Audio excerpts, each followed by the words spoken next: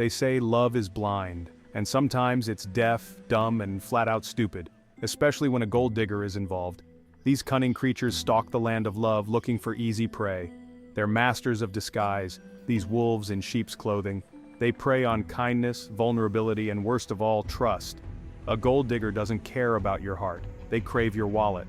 Your bank account is their love language. Your generosity is their gateway to a life of luxury. They're emotional vampires, draining your life force and your finances drop by drop. Don't be fooled by the glitter and glam. Behind the designer handbags and the dazzling smile lies a heart of stone. These predators are skilled manipulators, weaving webs of deceit so intricate, so believable, they'd put a spider to shame. John was a good man, hardworking, honest, a little lonely. He'd built a good life for himself, a life of simple pleasures and quiet contentment. He wasn't looking for fireworks, he wanted a companion, someone to share his life with, someone genuine. Then he met Melissa. She was everything John wasn't, vibrant, exciting, a whirlwind of energy and laughter.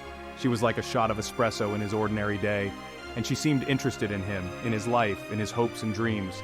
John was smitten. He saw the beauty, the charm, the surface sparkle. He didn't see the cunning glint in her eyes, the calculating turn of her smile. He was blinded by the glitter, deaf to the warning whispers of his gut. He showered her with gifts, dinners, trips, anything to make her happy, to keep that dazzling smile on her face. Melissa was more than happy to oblige, accepting his generosity with practiced grace. After all, a girl's gotta eat, right? And shop. And travel.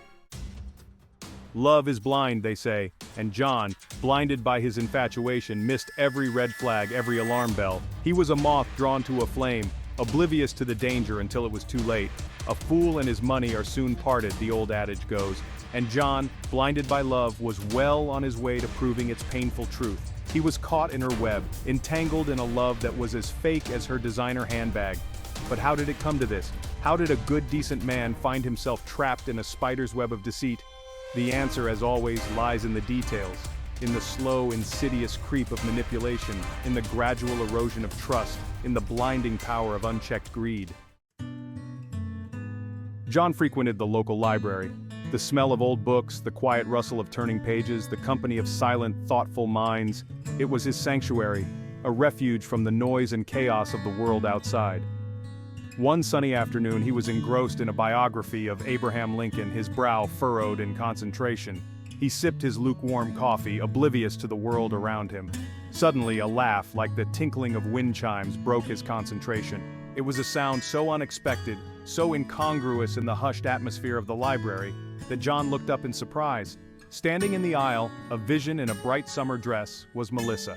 She was looking at him, her head tilted slightly, a playful smile dancing on her lips. "You look like you could use a good laugh," she said, her voice a melodic whisper. "That Lincoln fellow, always so serious." John, flustered, stammered a response.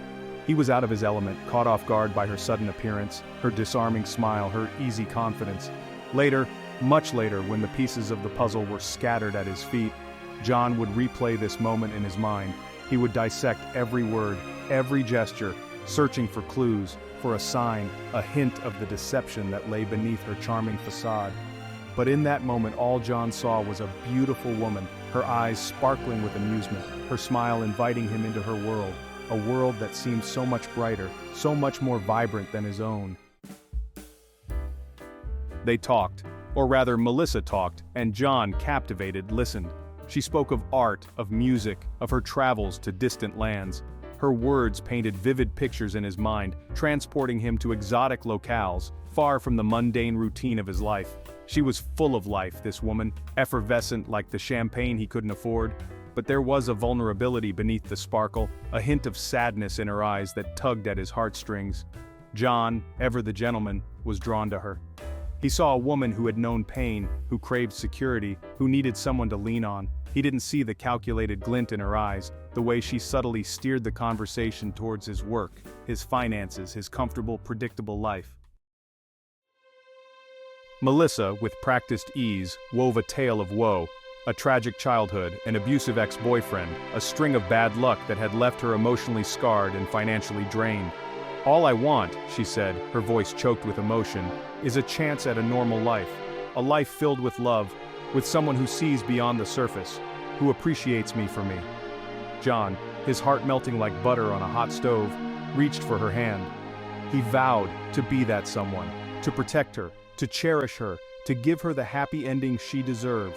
He was falling, and falling fast.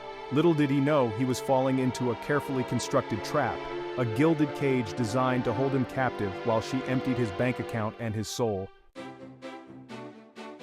A budding connection. They began to see each other regularly. Melissa, a master of seduction, always chose the location-expensive restaurants with dim lighting and even dimmer clientele, trendy art galleries showcasing the works of artists John had never heard of, exclusive clubs where the champagne flowed freely, all paid for by John, of course. John, blinded by infatuation, didn't notice the subtle way she flinched at the price listed on the menu, the envious glances she threw at women dripping in diamonds, the practiced charm she turned on whenever the waiter brought the bill.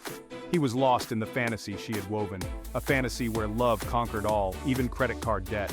He was a fool in love, and Melissa, the puppet master, held the strings. Whispers of doubt. John's friends weren't as smitten with Melissa. They saw through her facade, the carefully constructed mask of charm and vulnerability. They noticed the way her eyes lingered on John's wallet, the calculating glint that surfaced whenever money was mentioned. "She's trouble," his best friend Mike warned him, his voice heavy with concern. "I've seen her type before. Gold digger, plain and simple."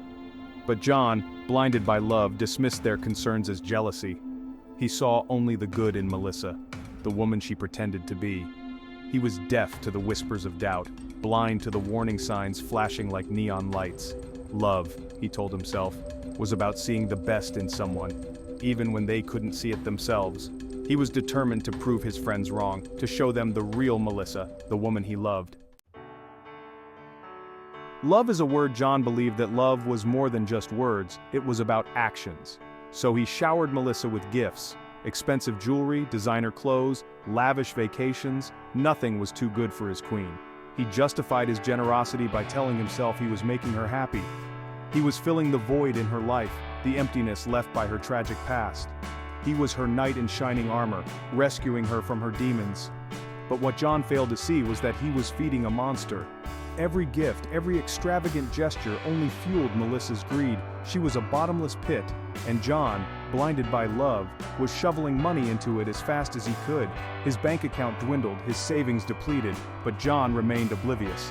He was lost in a haze of love, or rather, in the illusion of love that Melissa had so expertly crafted.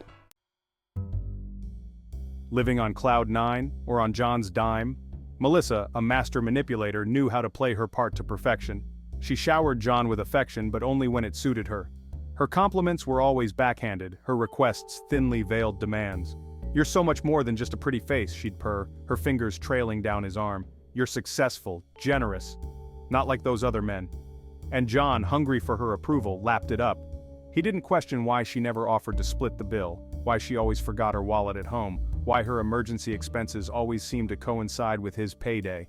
He was living in a fool's paradise, built on a foundation of lies and deceit. He was a puppet dancing to her tune, and the music was costing him everything. Melissa's web of deceit extended beyond her relationship with John. She spun elaborate tales for her friends and family, portraying herself as a successful businesswoman, a jet-setter, a woman of independent means. She boasted about her investment portfolio, her real estate holdings, her connections in high places. All lies, of course, carefully constructed to maintain the illusion of wealth and success. She became a chameleon, adapting her persona to fit her audience. She was a master of smoke and mirrors, creating a dazzling facade that hid the emptiness within. And John, trapped in her web of lies, remained oblivious. He was living in a world of her making, a world where reality was whatever Melissa wanted it to be. The signs were there, of course, but John chose to ignore them. He clung to the belief that Melissa loved him for who he was, not for what he could provide. He brushed off the whispers and rumors, the knowing looks exchanged by his friends and colleagues. He refused to believe that he, a man of intelligence and reason, could be so easily fooled. But love, as they say, is blind. And John, blinded by his infatuation, continued to walk blindly towards the precipice, oblivious to the abyss that awaited him. He was wearing rose-colored glasses, and the lenses were coated in 24-karat delusion. He was about to learn a very hard lesson, a lesson etched in the harsh reality of financial ruin and emotional devastation. "Darling," Melissa purred one evening, her voice dripping with honeyed sweetness. "I've stumbled upon an incredible investment opportunity." John, his senses dulled by her perfume and the expensive wine she favored, looked up from his rapidly dwindling bank statements. He had grown accustomed to her opportunities, each more outlandish and financially demanding than the last. "It's a sure thing," she continued, her eyes gleaming with avarice. "A once-in-a-lifetime chance to double, no, triple our money." She laid out her plan, a convoluted scheme involving offshore accounts, real estate ventures, and whispers of insider trading. It was all complete nonsense, of course, a house of cards built on a foundation of lies and fabricated jargon. John, however, was no financial whiz. He trusted Melissa, believed in her supposed business acumen. He was blinded by love and by the seductive allure of easy money. "But darling," Melissa said, her voice laced with faux concern, "we need to act fast. The window of opportunity is closing." She placed a perfectly manicured hand on his arm, her touch a calculated mix of warmth and urgency. "I know you're hesitant," she murmured, her eyes wide and innocent, "but think of our future together, our dreams."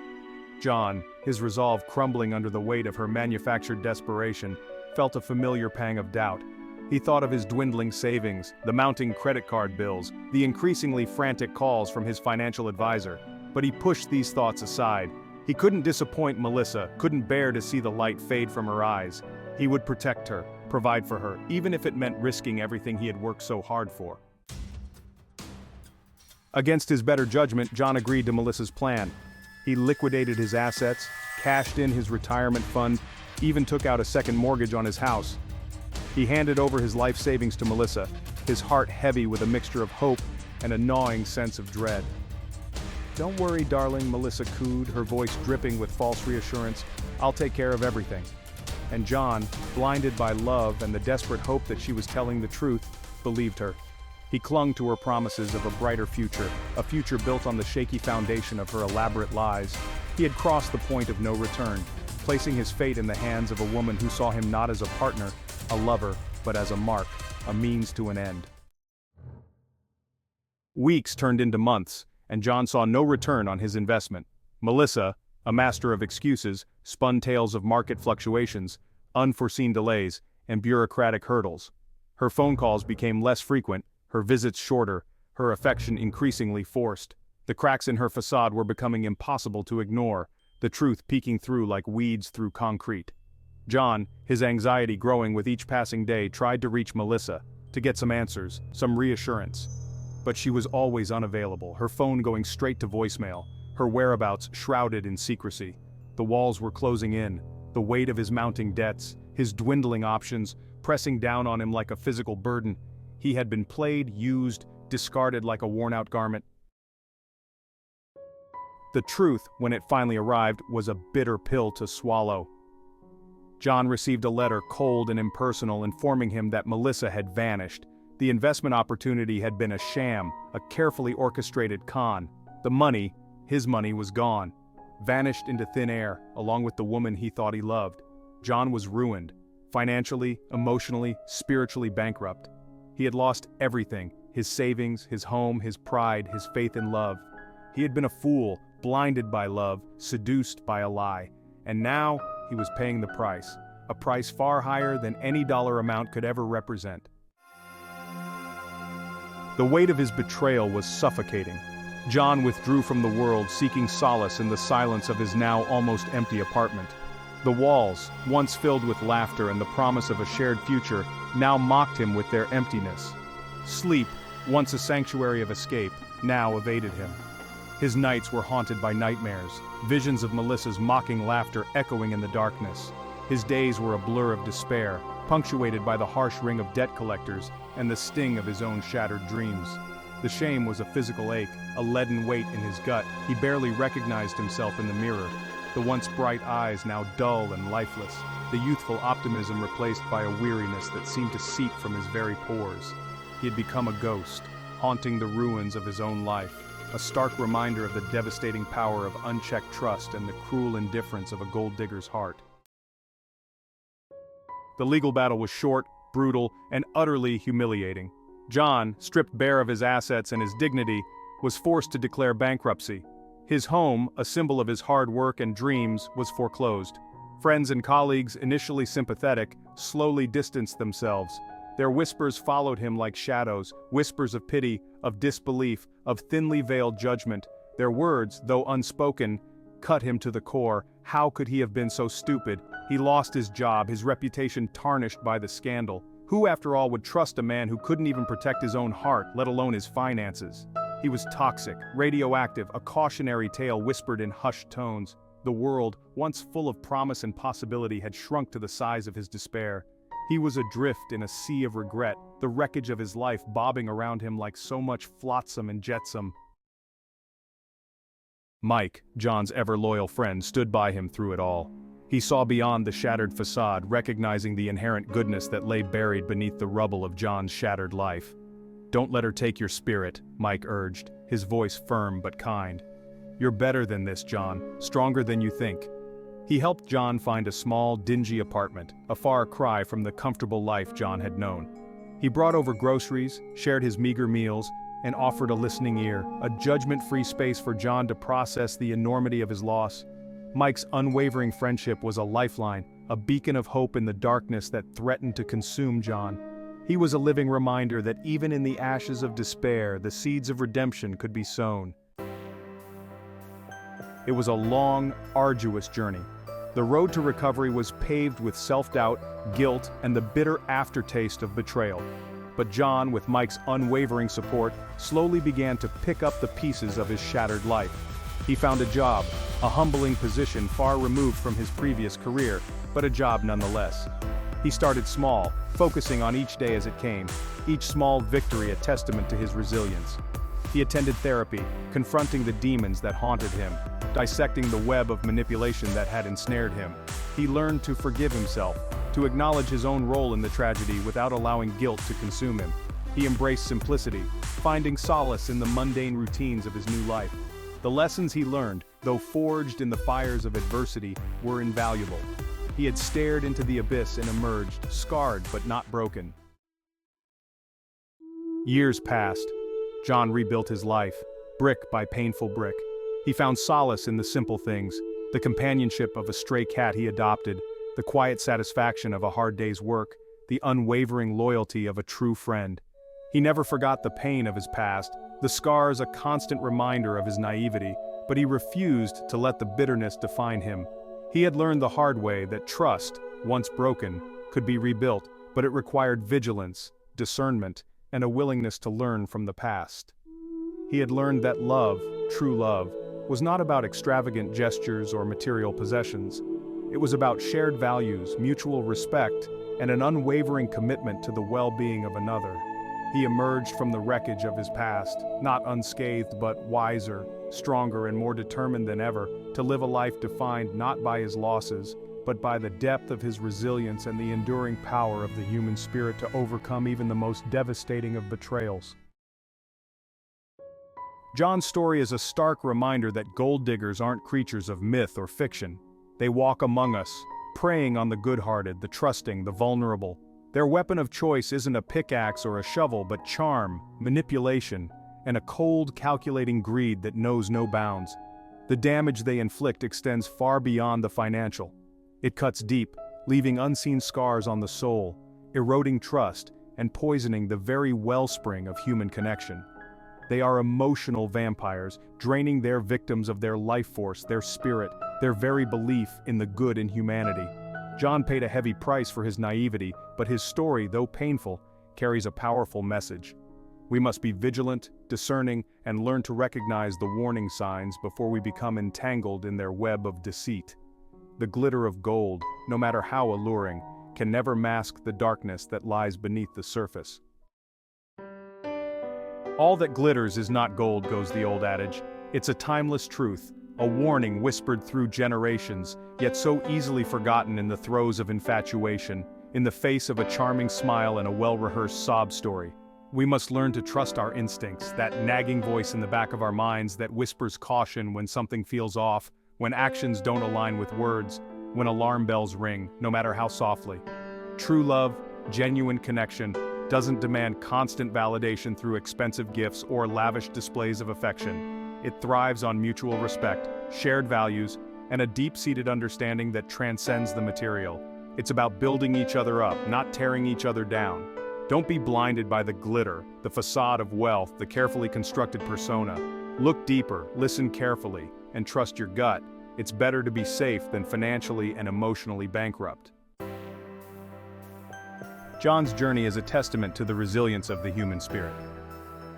He emerged from the wreckage of his life not unscathed but stronger, wiser, and more determined than ever to live a life of purpose and meaning. His scars, though a constant reminder of his past, became badges of honor, symbols of his hard-won wisdom. They served as a reminder to never take trust for granted, to always be discerning, to recognize that true strength lies not in avoiding pain, but in rising above it. His story is a beacon of hope, a testament to the power of the human spirit to overcome even the most devastating of betrayals.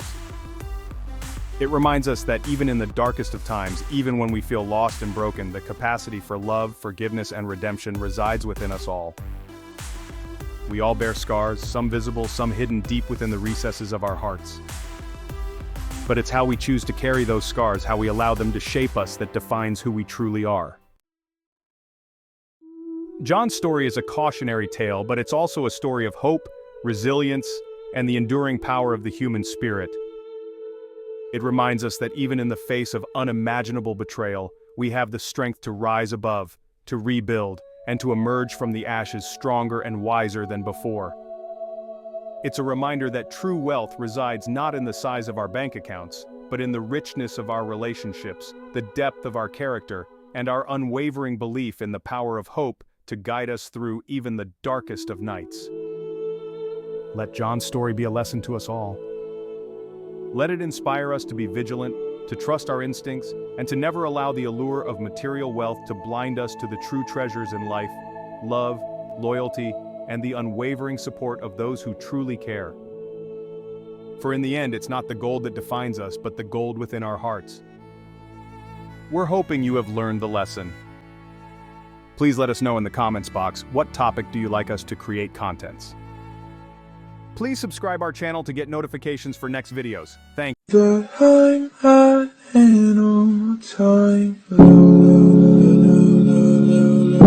Stay blessed.